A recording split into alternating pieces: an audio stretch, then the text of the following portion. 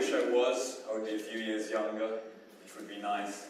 But at the same time, I actually believe in your generation more than I believe in mine. Now, your generation isn't that well looked upon by mine and the ones that come before.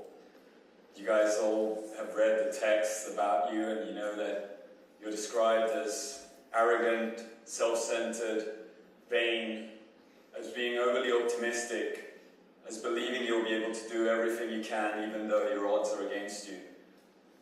You have an enormous amount of flaws that people throw out at you, including, for example, being obsessed with self-promotion. But at the same time, you have enormously good things. Like, for example, you don't trust corporations and institutions to do your work.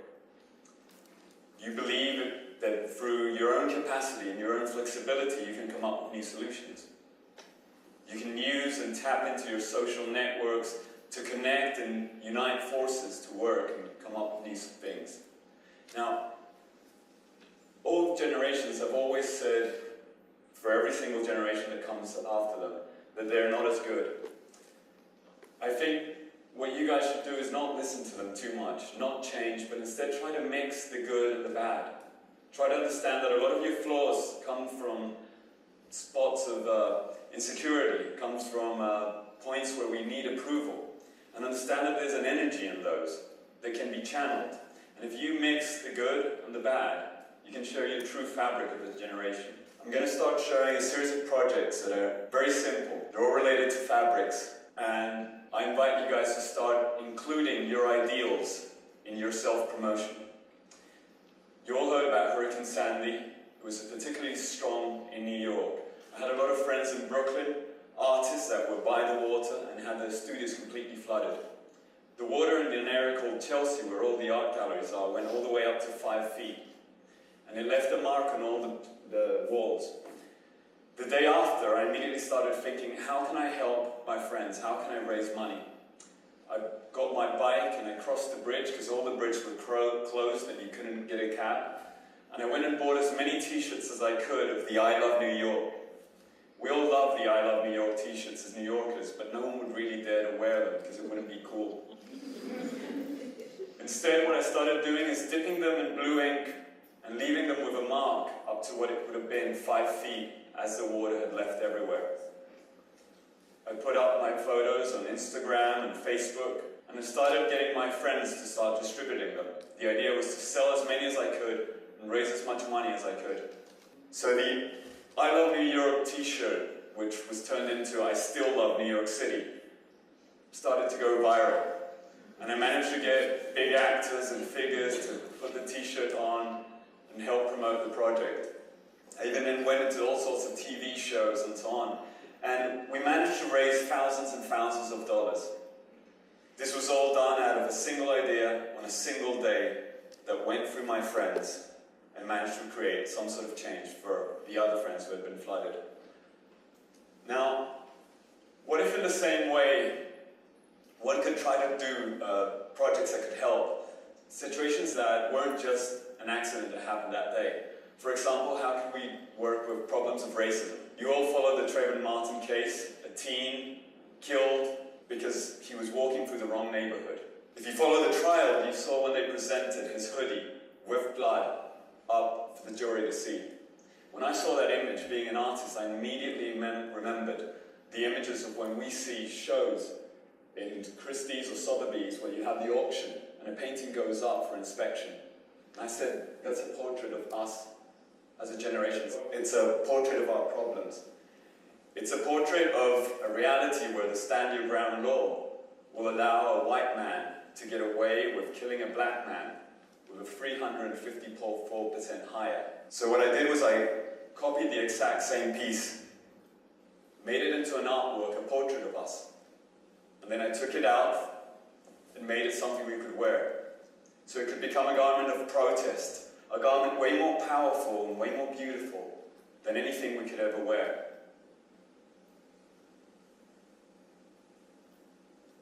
Now, we don't necessarily have to wear everything.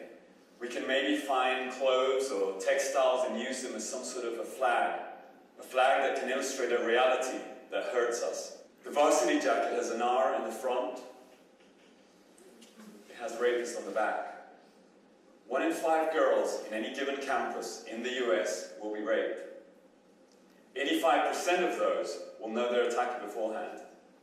90% will not say anything. The 10% that does normally goes to the security of the university.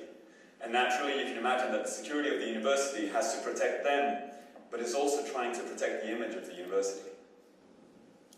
If you think that a disproportionate amount of the rapes are committed by athletes, and that athletes generate a lot of money for the university, it starts getting very tangled up. University sports generate $6 billion a year. That's the exact same amount of money that the NBA generates.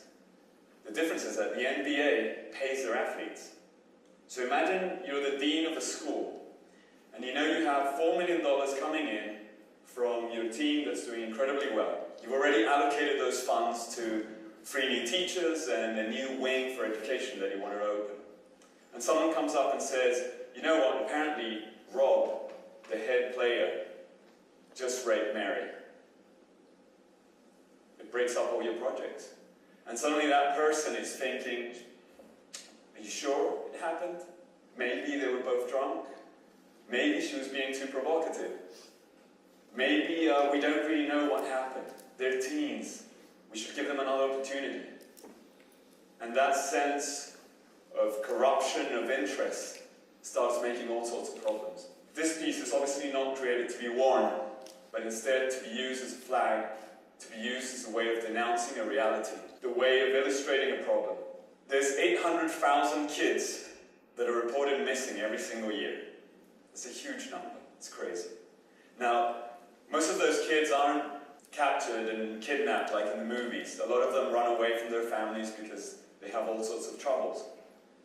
But it's an enormous number of which we have all our children leaving home or disappearing from home and having the rest of society not be able to find them.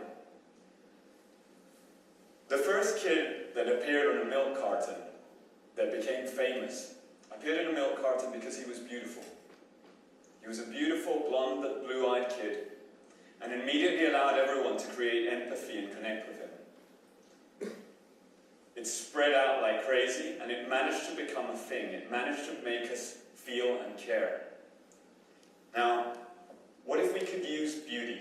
What if we could use that appeal to promote and to search?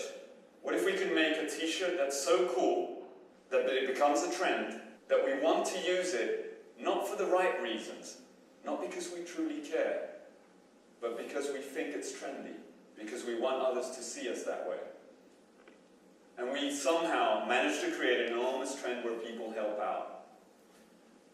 I think it doesn't need to completely matter in which way we get our energies from, as long as we get the mission to pass through. You all saw the bucket challenge, right? Every single celebrity in the US had a bucket of water fall on top of themselves. If you really ask yourselves, honestly, how many of those do you really believe cared about the institution they were helping out? And how many of those were self-promoting? I'm sure the percentage is pretty high.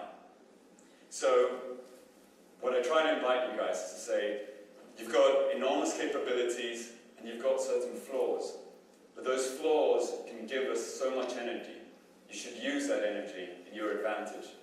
You should use the energy of your friends in your advantage. You should try to make that help society in a better way. That's all I have.